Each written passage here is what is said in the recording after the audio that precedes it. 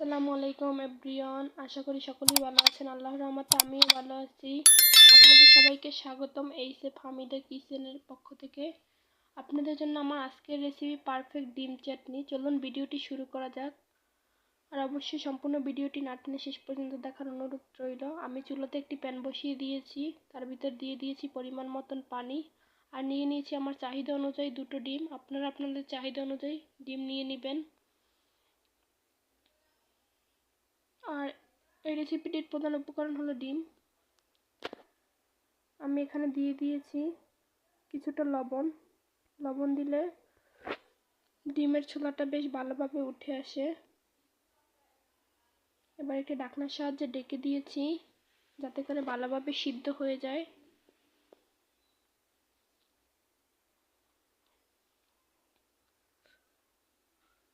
আর অবশ্যই আমার চ্যানেলটি সাবস্ক্রাইব করবেন, পাশে থাকা বেল বাটনটি অন করে রাখবেন যাতে করে আমি নতুন ভিডিও দেওয়ার সাথে সাথে আপনাদের কাছে পৌঁছে যায়। আর অলরেডি আমার চ্যানেলটি যারা সাবস্ক্রাইব করেছেন তাদেরকে অসংখ্য ধন্যবাদ। আর অবশ্যই বেশি বেশি লাইক কমেন্ট শেয়ার করবেন। আপনাদের ভালোবাসায় আমার ভিডিও দিতে আরও বেশি উৎসাহিত করবে আমাকে। অবশ্যই আপনারা ভিডিওতে লাইক কমেন্ট শেয়ার করবেন, কমেন্টের মাধ্যমে নিজেদের মতামত তুলে ধরবেন। দেখুন আমি একটু ডিমটিকে নাড়া দিয়ে দিয়েছি চামচের সাহায্যে। আর এখানে চাটনি করার জন্য বেশ কিছু উপকরণ নিয়েছি, আর এগুলোকে বেশ ভালোভাবে ধুয়ে নিয়েছি।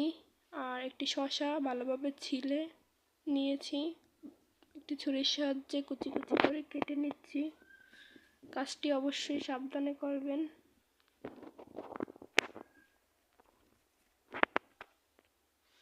বেশ ভালোভাবে কুচি কুচি করে কেটে নিচ্ছি। আর অবশ্যই কমেন্টের মাধ্যমে আপনারা নিজেদের মতামত তুলে ধরবেন, আর কী ধরনের ভিডিও পেতে চান তার ভিত্তিতে কমেন্ট করবেন। আমি এগুলোকে একেবারে কুচি কুচি করে কেটে নিয়েছি। এবার একটি বাটিতে উঠিয়ে নিয়েছি। এবার একটি পেঁয়াজ বেশ ভালোভাবে কুচি কুচি করে কেটে নিচ্ছি। আর উপকরণগুলোকে ভালোভাবে ধুয়ে নিতে হবে। বাজার থেকে কেনা যে কোনো সবজি ভালোভাবে ধুয়ে নেবেন। আমি এখানে একটি টমেটো নিইনি, অর্ধেক টমেটো নিয়েছি, কারণ আমি ডিমের পরিমাণটা কমিয়ে নিয়েছি।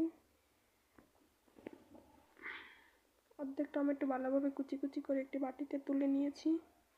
আর নিয়ে নিচ্ছি কিছু ধনিয়া পাতা, এগুলোকেও বেশ কুচি কুচি করে কেটে নিব।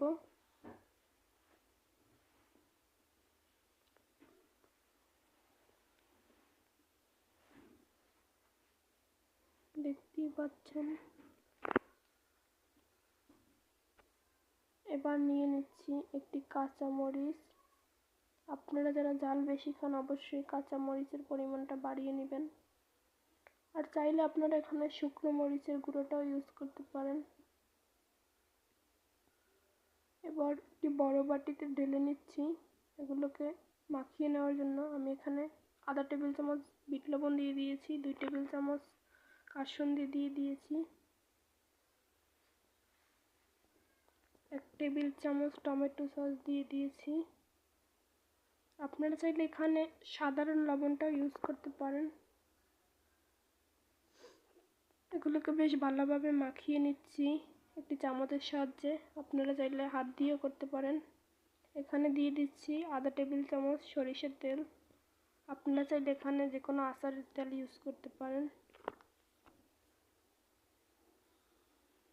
এবার আমার ডিমগুলো হয়ে গিয়েছে, বেশ ভালোভাবে ছিলে নিয়েছি ডিমগুলোকে, আর মাঝখান থেকে কেটে নিয়েছি আমার সেই চাটনিটি দেওয়ার জন্য ভিতরে। আমি একই প্রসেসে দুটো ডিমই করে নিব।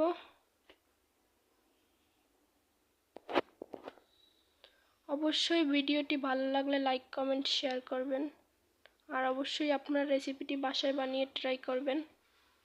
আমি এখানে দিয়ে দিচ্ছি তেঁতুলের চাটনি। আপনারা চাইলে যে কোনো ধরনের চাটনি ইউজ করতে পারেন। দেখুন কি সুন্দর হয়েছে।